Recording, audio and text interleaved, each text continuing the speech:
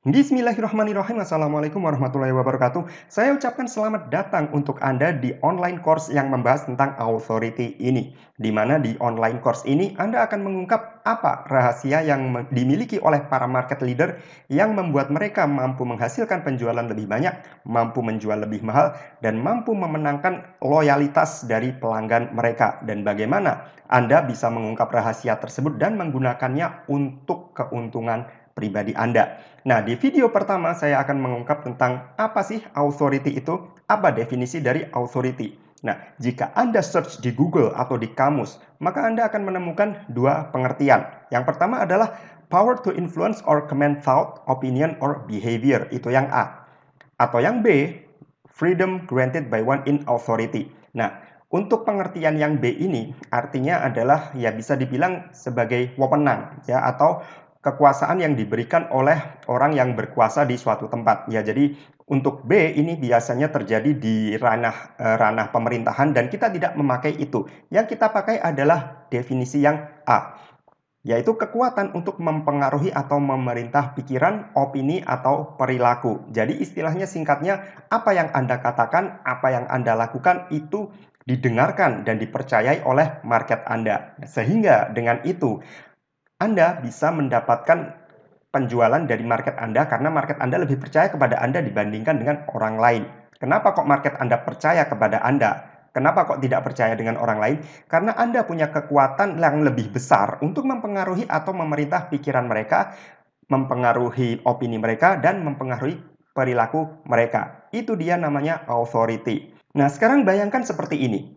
Hari ini Anda mengirim promosi penawaran sebuah produk kepada prospek Anda. Katakanlah nama prospek Anda ini si A. Nah, kemudian di hari yang sama, si A juga menerima penawaran produk yang sama persis, cuman penawarannya datang dari figur pebisnis idolanya. Nah, pertanyaan saya simpel. Menurut Anda, si A ini lebih cenderung beli dari siapa? Beli dari Anda atau beli dari pebisnis idolanya? Nah, kemungkinan besar si A akan membeli dari orang yang dia idolakan. Kenapa? Ya, sederhana saja. Karena si pesaing Anda ini punya authority yang lebih besar dibandingkan Anda. Nah, sekarang bandingkan jika yang terjadi adalah sebaliknya. Anda punya authority yang lebih gede dibandingkan pesaing Anda.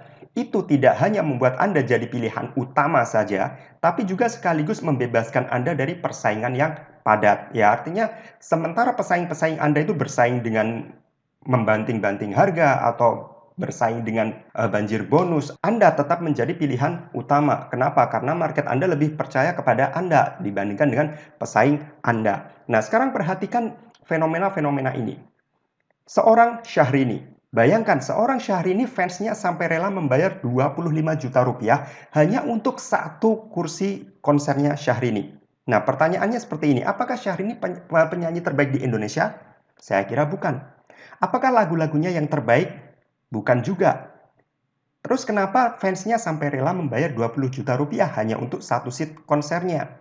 Emang nggak ada tuh tiket yang lebih murah? Ada tiket yang lebih murah. Tapi uniknya adalah justru seat yang harganya paling mahal ini, yang berharga 25 juta ini adalah seat yang paling cepat terjual habis. Bukan seat yang harganya murah, justru yang mahal habis duluan. Nah, mengapa ini terjadi? Karena Syahrini adalah Syahrini. Ya, keberadaannya oleh fansnya itu tidak tergantikan oleh apapun dan tidak tergantikan oleh siapapun. Ya, bagi fansnya Syahrini itu adalah seorang princess. Jadi apapun yang ditawarkan oleh Syahrini itu seolah-olah bisa menarik para fansnya, bisa menarik marketnya untuk membeli dari Syahrini. Jadi tidak hanya konsernya saja, bahkan tas yang dia tawarkan, baju yang dia tawarkan, bahkan sampai jambul bulu mata dan mungkin bulu-bulu yang lain pun kalau dia mau jual akan menghasilkan uang. Kenapa? Karena Syahrini punya authority di mata marketnya atau di mata penggemarnya. Contoh yang lain, seorang Tantowi Yahya saat dulu beliau masih aktif sebagai presenter dan MC. Beliau pernah ditawari honor 1 miliar hanya untuk beberapa sesi MC saja. Padahal di negeri ini masih banyak lagi MC yang rela dibayar ratusan ribu plus nasi catering. Nah, kenapa kok Tantowi Yahya bisa mendapatkan penawaran yang nominalnya sangat fantastis? Jawabannya adalah karena beliau punya authority. Nah, satu lagi contoh yang paling kita kenal ya, seorang pengacara kondang Hotman Paris Hutapea.